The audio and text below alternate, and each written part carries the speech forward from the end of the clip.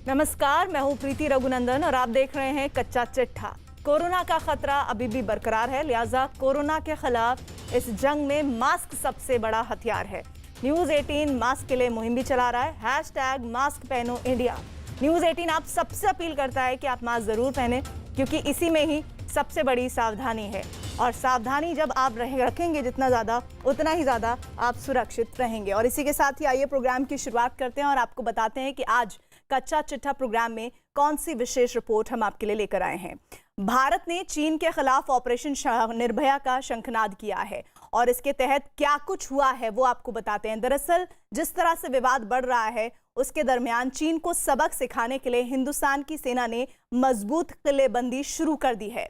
एक तरफ भारत की सेना सीमा पर अपनी सैन्य ताकत को मजबूत कर रही है, दूसरी तरफ चीन की समुद्री साजिश को नाकाम करने के लिए एशिया का सबसे बड़ा नेवल बेस तैयार किया जा रहा है। और किस तरह से इस नेवल बेस की तैयारियां हो रही हैं, आइए आपको दिखाते हैं। जमीन, आसमान और समंदर की गहराइयों में ड्रैगन के डंक को नाकाम करने के लिए भारत के ऑपरेशन निर्भय का पूरा ब्लूप्रिंट इस रिपोर्ट में आप देखेंगे।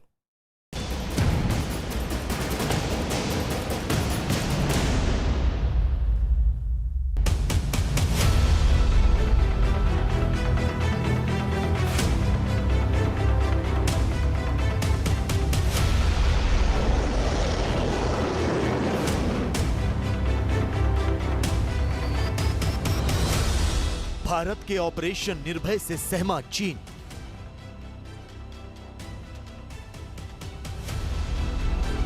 मैं कह सकता हूं कि हमारी नेवी भी इस तरीके से आगे बढ़ रही है। आज तो हम दुनिया की टॉप 5 नेवल फोर्सेस में हैं, लेकिन वह दिन दूर नहीं है कि हम जल्दी ही कुछ ही वर्षों के अंदर दुनिया की टॉप 3 नेवल फोर्सेस में आकर खड़े। आसमान से समंदर तक रक्षा कवच तैयार।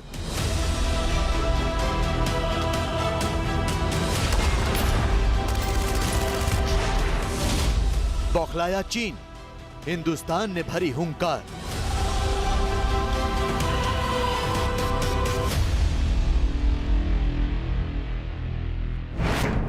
भारत और चीन में सीमा विवाद को लेकर तनाव कम नहीं हुआ है। भारत की तमाम कोशिशों के बावजूद चीन ने अपनी चालबाजियों से तौबा नहीं किया है। ड्रैगन LAC के करीब अपने सैनिकों की संख्या में इजाफा करने के साथ तेजी से निर्माण कार्यों को अंजाम दे रहा है। लिहाजा चीन को उसी की भाषा में जवाब देने के लिए हिंदुस्तान ने कमर कस ली। भारत की सरकार ने आंख से आंख मिलाकर चीन को घेरने का प्लान तैयार कर लिया है, जिसकी तस्दीक करती हैं ये 3 तस्वीरें। भारत ने परमाणु हथियार ले जाने में सक्षम सबसोनिक क्रूज मिसाइल निर्भय का सफल परीक्षण किया। भारत मेक इन इंडिया के तहत बन रहे विमान वाहक युद्धपोत INS विक्रांत को जल्द ही समंदर में उतारने वाला है। यही नहीं, भारत ने कर्नाटक के कारवार में एशिया का सबसे बड़ा नेवल बेस बनाने की नींव भी रख दी है। पाकिस्तान और चीन से लगती सीमाओं पर मिल रही चुनौतियों और दुश्मन देशों की साजिशों को ध्यान में रखकर भारतीय सेना ने अपनी सैन्य तैयारियों को मुकम्मल करने की रफ्तार को तेज कर दिया है। सीमा से लगते इलाकों में भारतीय सेना ने न सिर्फ निर्माण कार्य बल्कि अत्याधुनिक हथियारों, मिसाइलों, जंगी जहाज़ों और लड़ाकू विमानों का ज़खीरा इकट्ठा करना शुरू कर दिया है, क्योंकि भारतीय सेना किसी भी मोर्चे पर किसी भी तरीके की ढील नहीं बरतना चाहती। आसमान में उड़ती ये मिसाइल भारत की उसी तैयारी का हिस्सा है जिससे दुश्मन देशों के पसीने छूट रहे हैं। ओडिशा के चांदीपुर एकीकृत परीक्षण रेंज से जब इस मिसाइल ने उड़ान भरी तो चीन और पाकिस्तान सहम उठे, क्योंकि ये कोई आम मिसाइल नहीं बल्कि परमाणु हथियार ले जाने में सक्षम सबसोनिक क्रूज मिसाइल है। नाम है निर्भय। अमेरिका के टॉमहॉक और पाकिस्तान के बाबर से कहीं ज्यादा मारक निर्भय मिसाइल का भारत ने सफल परीक्षण किया है।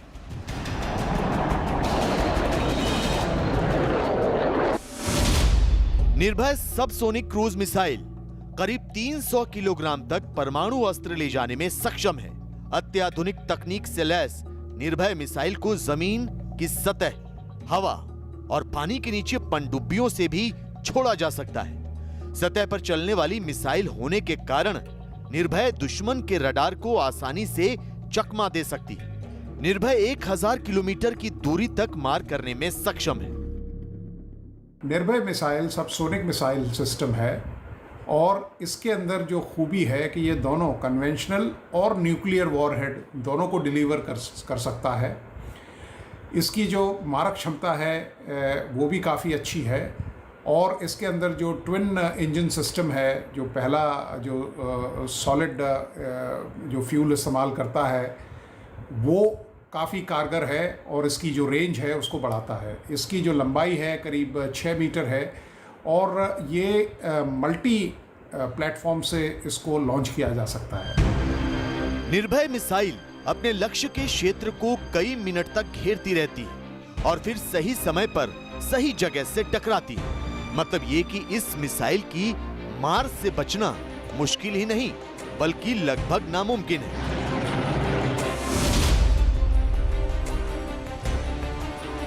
ड्रैगन की सेना दक्षिण चीन सागर की ही तरह हिंद और प्रशांत महासागर को जंग का अखाड़ा बनाने पर तुला है। भारत को घेरने के लिए चीन समंदर की गहराइयों में साजिशों का मकर जाल तैयार कर रहा है। लिहाजा हिंदुस्तान ने भी चीन को सबक सिखाने का प्लान तैयार कर लिया है। गौर से देखिए ये तस्वीरें।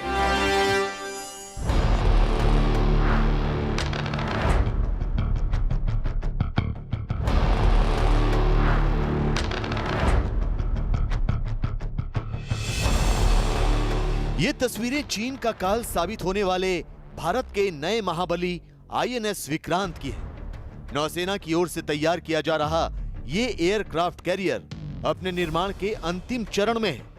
ये युद्धपोत अगले साल नौसेना में शामिल हो जाएगा। आजादी की 75वीं वर्षगांठ पर आईएनएस विक्रांत देश के लिए किसी तोहफे से कम नहीं होगा, क्योंकि न सिर्फ ये आत्मनिर्भर भारत के सपने को साकार करेगा बल्कि रक्षा तकनीक में नए आयाम भी गढ़ेगा। रक्षा मंत्री राजनाथ सिंह कोच्चि में नौसेना के दक्षिणी कमान पहुंचे और इस महाबली के निर्माण कार्य का जायजा लिया। रक्षा मंत्री राजनाथ सिंह ने यह ऐलान भी कर दिया कि बहुत जल्द भारत दुनिया की टॉप 3 नौसेनाओं में शामिल हो जाएगा। दुनिया में उन्हीं देशों का प्रभुत्व यानी दबदबा रहा है जिनकी नेवल फोर्सेस ताकतवर रही है। नेवल फोर्सेस ये ताकतवर नहीं रही है तो वह देश भी दुनिया में एक ताकतवर देश, एक पावर के रूप में, सुपर पावर के रूप में नहीं जाना जाता। और मैं कह सकता हूं कि हमारी नेवी भी जिस तरीके से आगे बढ़ रही है, आज तो हम दुनिया की टॉप 5 नेवल फोर्सेस में हैं, लेकिन वह दिन दूर नहीं है कि हम जल्दी ही कुछ ही वर्षों के अंदर दुनिया की टॉप 3 नेवल फोर्सेस में आकर खड़े होंगे। आईएनएस विक्रांत का निर्माण अपने आखिरी दौर में है। इस विमान वाहक युद्धपोत का अगले कुछ महीनों में समुद्र में परीक्षण भी शुरू हो जाएगा। इस युद्धपोत का डिजाइन भारतीय नौसेना के डायरेक्टरेट ऑफ नेवल डिजाइन ने किया है। इसे कोच्चि शिपयार्ड लिमिटेड में बनाया जा रहा है। लेकिन आज विक्रांत को जो मैंने देखा है, मेरा विश्वास पक्का है कि आज तो विक्रांत बन रहा है, वह भी आईएनएस विक्रमादित्य से कम नहीं है, लेकिन वह दिन दूर नहीं है कि आईएनएस विक्रमादित्य से भी बेहतर इस प्रकार के इंडिजिनस एयरक्राफ्ट कैरियर भारत में बनेगा और दुनिया के दूसरे देशों को हम भेजेंगे। उसको देखने के बाद भी मेरा हौसला बढ़ा है। भारत दुश्मनों से निपटने और अपनी समुद्री सीमाओं की रक्षा करने के लिए प्रोजेक्ट सी बर्ड पर भी तेजी से काम कर रहा है, जिसके तहत कोच्चि से पहले राजनाथ सिंह ने कर्नाटक के कारवार का भी दौरा किया। दरअसल कारवार में भारत एशिया का सबसे बड़ा नेवल बेस बना रहा है। कोशिश यह है कि इस नेवल बेस से किसी भी चुनौती या दुस्साहस का मुंह तोड़ जवाब दिया जाए। यही नहीं, इस परियोजना के पूरी हो जाने पर न सिर्फ भारत की रक्षा तैयारियां मजबूत होंगी, बल्कि देश के व्यापार और अर्थव्यवस्था पर भी सकारात्मक असर पड़ेगा। तो आज इस सी बर्ड प्रोजेक्ट को जो देखने का अवसर मिला है, मिलके मैं अपना सौभाग्य मानता हूं और सभी अपने ऑफिसर्स को, सेलर्स को और वेस्टर्न नेवल कमांड से जुड़े हुए जितने लोग हैं सबको हृदय से अपनी हार्दिक शुभकामनाएं देते हुए आपको बता दें कि प्रोजेक्ट सीबर्ड नामक नौसैनिक अड्डे का पहला चरण 2005 में पूरा हुआ और दूसरा चरण 2011 में शुरू हुआ। इस प्रोजेक्ट के तहत 3000 फीट लंबा रनवे, 30 युद्धपोतों के लिए डॉकिंग स्पेस और विमानों के लिए 11,000 एकड़ में फैला हैंगर तैयार किया जा रहा है। मैं मानता हूं इस तरह न केवल आप एक रीजनल डिफेंस पावर के रूप में बल्कि वैश्विक हितों के संबंध में यह इंडियन नेवी हमारे जितने ये सब कंट्री हैं उनके साथ रिश्तों को बनाने में भी एक महत्वपूर्ण भूमिका निभा रही है। अरे हौसला हो तो बड़ी से बड़ी ऊंचाइयों को पर विजय प्राप्त की जा सकती है। लड़ाई होती है, विजय यदि हासिल होती है हौसले से होती है, केवल हथियारों से नहीं होती है, जज्बे से होती है। पाकिस्तान और चीन की नापाक जोड़ी हिंदुस्तान के खिलाफ चाहे जितनी साजिशें रच ले, भारत ना तो दबाव में आने वाला है और ना ही दुश्मन की हरकतों को नजरअंदाज करने वाला है। ये नया भारत है जो ना सिर्फ आंख से आंख मिलाकर बात करता है बल्कि जरूरत पड़ने पर मुंह तोड़ जवाब भी देता है। न हम किसी से आंख झुका करके बात करेंगे, न ही हम आंख उठा करके बात करेंगे, हम आंख मिलाकर के बात करेंगे। भारत की तैयारियां और बढ़ते रसूख से शी जिनपिंग की परेशानी लगातार बढ़ रही है। लिहाजा डरे ड्रैगन ने तिब्बत में 100वीं बार युद्धाभ्यास किया। चीन की सेना ने पहाड़ पर जंग लड़ने की प्रैक्टिस की। यही नहीं, चीन की वायु सेना ने वाटर इंजेक्शन ट्रायल किया ताकि वो अपनी कमियों को दूर कर सके। लेकिन सवाल ये कि क्या चीन परमाणु शक्ति संपन्न भारत से जंग लड़ने की जुर्रत कर सकता है?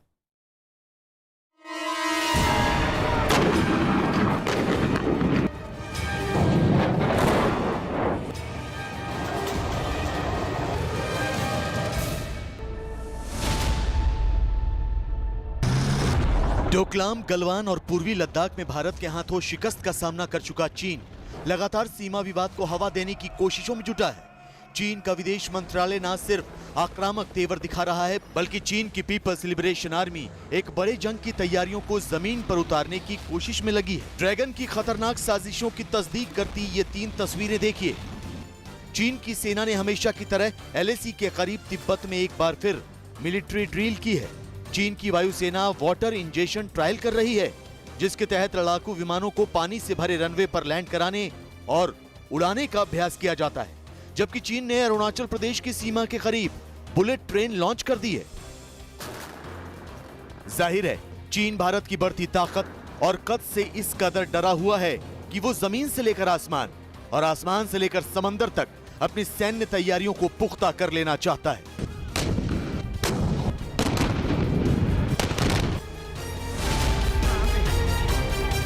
चीन की पीपल्स लिबरेशन आर्मी ने हाल ही में तिब्बत के ऊंचे पहाड़ों पर हाई एल्टीट्यूड ड्रिल की है। चीन की सेना के मुताबिक इस सैन्य अभ्यास का मकसद भविष्य की चुनौतियों से निपटना है, लेकिन पूरी दुनिया को पता है कि चीन पहाड़ पर पस्त होने का रिकॉर्ड बना चुका है, भारत के हाथों कई बार पिट चुका है। लिहाजा कयास लगाए जा रहे हैं कि चीन ने भारत की रक्षा तैयारियों को ध्यान में रखते हुए ही तिब्बत में एक बार फिर जंग लड़ने का अभ्यास किया है।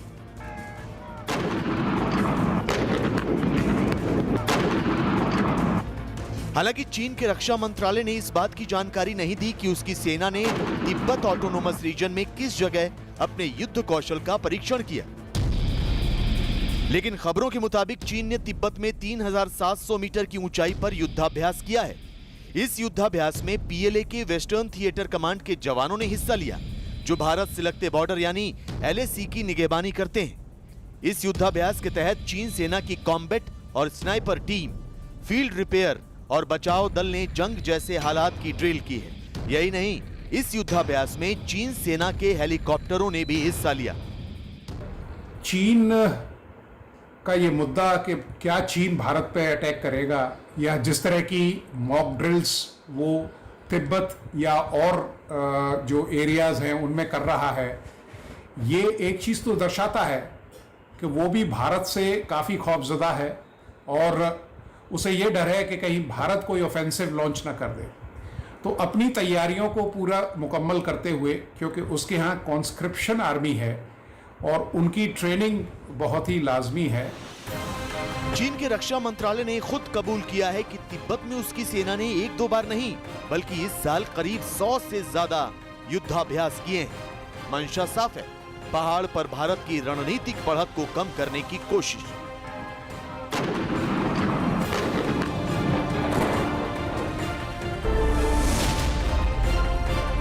पहाड़ पर युद्धाभ्यास के साथ ड्रैगन की डरपोक फौज अपनी वायु शक्ति को भी परख रही है।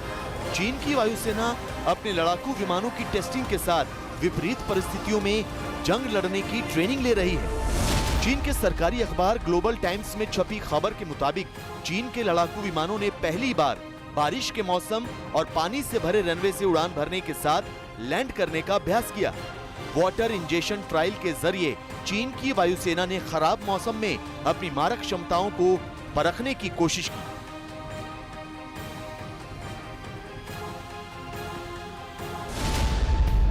दरअसल वाटर इंजेक्शन ट्रायल आमतौर पर यात्री विमानों की क्षमताओं को परखने के लिए किया जाता है। इससे ये पता लगाने की कोशिश होती है कि विमान पानी से भरे रनवे से उड़ान भरने और लैंड करने में सक्षम है या नहीं। इससे विमानों की बारिश के मौसम में उड़ान भरने की क्षमता का परीक्षण भी होता है। लेकिन चीन ने पहली बार अपने लड़ाकू विमानों के साथ ये ट्रायल किया है। माना जा रहा है कि चीन इसके जरिए अपने लड़ाकू विमानों के साथ अपने फाइटर पायलट की काबिलियत को भी परखना चाहता है। जो जैसे रेनी सीजन हो गए या जो आपके वेट रनवेज हैं, वहाँ पे जो लैंडिंग की सुविधा है या जो कैपेबिलिटीज़ हैं वो बढ़ाई जाती हैं। इस प्रणाली के द्वारा ये सिद्ध करना चाहता है या ये उनको एक कॉम्बैट एज देना चाहता है कि वो बैड वेदर कंडीशंस में या बारिशों में या हल्की बर्फ़ में भी या जब रनवे गीले हों तो उस पे उनके जो हवाई जहाज हैं वो एक बेहतर प्रदर्शन कर सकें। जाहिर है चीन भारत को घेरने का कोई मौका गंवाना नहीं चाहता, लेकिन भारत भी चीन के हर कदम पर बारीक नजर बनाए हुए वो चीन की हर साजिश का काट ढूंढ चुका है। सीमा पर आने वाले दिनों में अगर चीन की ओर से कोई भी उकसाने वाली कार्रवाई होती है तो हिंदुस्तान उसका जवाब देने में सक्षम है।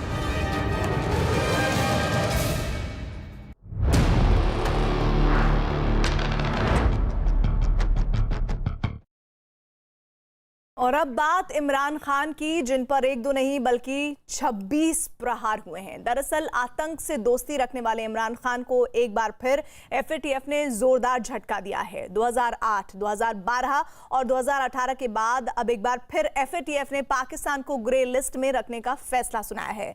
माना जा रहा है कि इस फैसले के बाद पाकिस्तान की बर्बादी पर आखिरी मोहर लग गई है। अब कंगाल पाकिस्तान को नीलाम होने से कोई नहीं बचा पाएगा।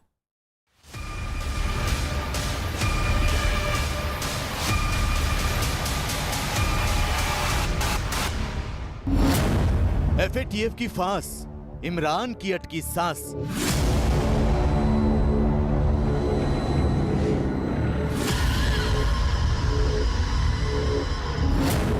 ग्रे लिस्ट में पाकिस्तान, इमरान हुए परेशान।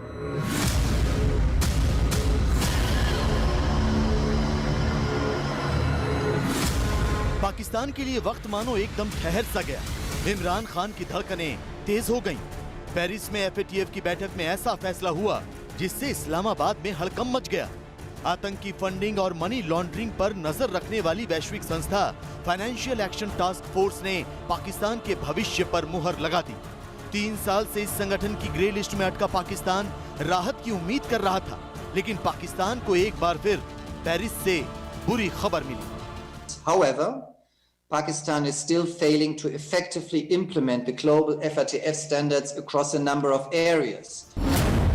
एफएटीएफ यानी फाइनेंशियल एक्शन टास्क फोर्स से पाकिस्तान को एक बार फिर राहत नहीं मिली। एफएटीएफ ने पाकिस्तान को ग्रे लिस्ट में ही रखने का फैसला किया है। पाकिस्तान ने 27 में से 26 एक्शन पॉइंट्स पर काम किया, लेकिन टेरर फंडिंग की जांच ठीक से नहीं की। लिहाजा एफएटीएफ ने पाकिस्तान को संयुक्त राष्ट्र के द्वारा घोषित किए गए आतंकियों के खिलाफ कार्रवाई करने का फरमान सुनाया। ये एक्सपेक्टेड था, हालांकि पाकिस्तानी गवर्नमेंट कोशिश कर रही थी कि किस तरह से ग्रे लिस्ट से निकला जाए और वो क्लीन लिस्ट में आ जाए, लेकिन गनीमत यह है कि वो ब्लैक लिस्ट में नहीं गए, तो कोशिश कर रहे हैं। और जब तक इंटरनेशनल प्रेशर बनता रहेगा तब तक पाकिस्तान किसी ना किसी तरह से कोशिश करेगा, एटलीस्ट ओवर्टली दिखाने के लिए कि उन्होंने जो है ये टेररिस्ट का साथ छोड़ दिया है। दरअसल टेरर फंडिंग और मनी लॉन्ड्रिंग के खिलाफ ठोस कार्रवाई नहीं करने पर पाकिस्तान को जून 2018 में FATF की ग्रे लिस्ट में रखा गया था। तब से पाकिस्तान उसी लिस्ट में बना हुआ है। FATF ने आतंकी फंडिंग और मनी लॉन्ड्रिंग के केस में पाकिस्तान से 27 बिंदुओं पर काम करने के लिए कहा था, लेकिन उसने कई शर्तों को पूरा ही नहीं किया। यही नहीं, इमरान खान के राज में आतंकी खुलेआम पाकिस्तान का भ्रमण करते रहे। हाफिज सईद का कोट लखपत जेल के बजाय घर पर पाया जाना इसका सबूत है। इसके अलावा इमरान खान ने जो बाइडेन को भी नाराज कर दिया था। तालिबान पर नजर रखने के लिए अमेरिका ने पाकिस्तान से उसका एक एयरबेस मांगा था, लेकिन इमरान ने साफ इनकार कर दिया था। यही नहीं, पाकिस्तान के विदेश मंत्री शाह महमूद कुरैशी ने खुलेआम तालिबान का पक्ष लिया था, जिसका पाकिस्तान के सांसदों तक ने विरोध किया था। इन तमाम घटनाक्रम के बाद से ही ये कयास लगाए जा रहे थे कि इस बार भी पाकिस्तान ग्रे लिस्ट से बाहर नहीं आने वाला। इससे पाकिस्तान में एक नई सूझबूझ आनी चाहिए, समझदारी आनी चाहिए, वार्निंग लेनी चाहिए, एक और मौका उन्हें देखना चाहिए इसे कि वो उन सारी कंडीशंस को, अगर एक या दो कंडीशन जो बच गई हैं, अकेली एक कंडीशन जो बची हुई है, उसे पूरा करना चाहिए। क्योंकि मनी लॉन्ड्रिंग और टेररिज्म से रिलेटेड किसी भी तरह की फंडिंग किसी भी कंट्री को करना, जिसको बोलते हैं ना, मानवता के खिलाफ है। FATF में कुल 37 देश और 2 क्षेत्रीय संगठन हैं। पाकिस्तान को ग्रे से व्हाइट लिस्ट में आने के लिए कम से कम 12 सदस्य देशों के वोट चाहिए थे, लेकिन अमेरिका और फ्रांस जैसे कई देशों ने पहले से ही आशंका जाहिर कर दी थी कि अगर पाकिस्तान ग्रे लिस्ट से बाहर आ गया, उसे पाबंदियों से राहत मिल गई, तो इसका फायदा वहां मौजूद आतंकी संगठन उठा सकते हैं।